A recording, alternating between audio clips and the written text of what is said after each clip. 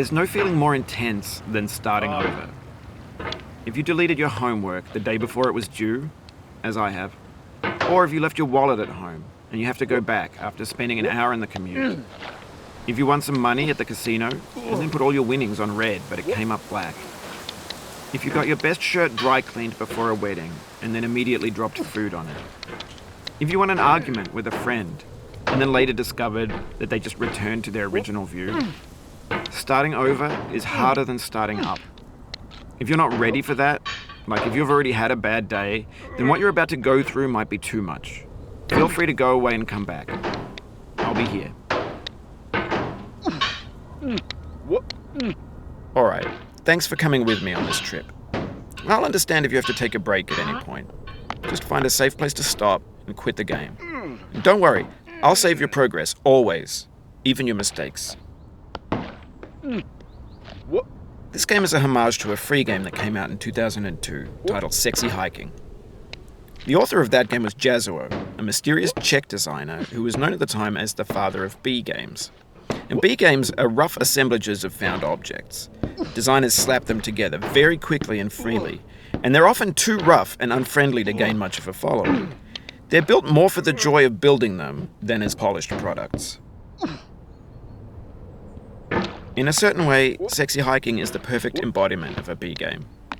It's built almost entirely out of found and recycled parts, and it's one of the most unusual and unfriendly games of its time. In it, your task is simply to drag yourself up a mountain with a hammer. And that act of climbing, in the digital world or in real life, has certain essential properties that give the game its flavor. No amount of forward progress is guaranteed. Some cliffs are too sheer or too slippery. And the player is constantly, unremittingly in danger of falling and losing everything. Anyway, when you start Sexy Hiking, you're standing next to this dead tree that blocks the way to the entire rest of the game. It might take you an hour to get over that tree, and a lot of people never got past it. You prod and you poke at it, exploring the limits of your reach and your strength, trying to find a way up and over. And there's a sense of truth in that lack of compromise. Most obstacles in video game worlds are fake. You can be completely confident in your ability to get through them once you have the correct method or the correct equipment or just by spending enough time. In that sense, every pixelated obstacle in Sexy Hiking is real.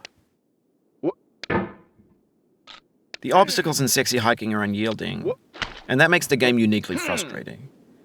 But I'm not sure Jazzuo intended to make a frustrating game. The frustration is just essential to the act of climbing, and it's authentic to the process of building a game about climbing. A funny thing happened to me as I was building this mountain. I'd have an idea for a new obstacle, and I'd build it, test it, and it would usually turn out to be unreasonably hard. But I couldn't bring myself to make it easier. It already felt like my inability to get past the new obstacle was my fault as a player rather than as a builder. Imaginary mountains build themselves from our efforts to climb them, and it's our repeated attempts to reach the summit that turns those mountains into something real. When you're building a video game world, you're building with ideas, and that can be like working with quickset cement. You mold your ideas into a certain shape that can be played with, and in the process of playing with them, they begin to harden and set until they're immutable, like rock. And at that point, you can't change the world. Not without breaking it into pieces and starting fresh with new ideas. For years now, people have been predicting that games would soon be made out of prefabricated objects, bought in a store and assembled into a world. And for the most part, that hasn't happened, because the objects in the stores are trash. I don't mean they look bad or that they're badly made, although a lot of them are.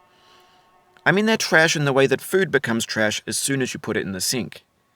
Things are made to be consumed and used in a certain context, and once the moment is gone, they transform into garbage.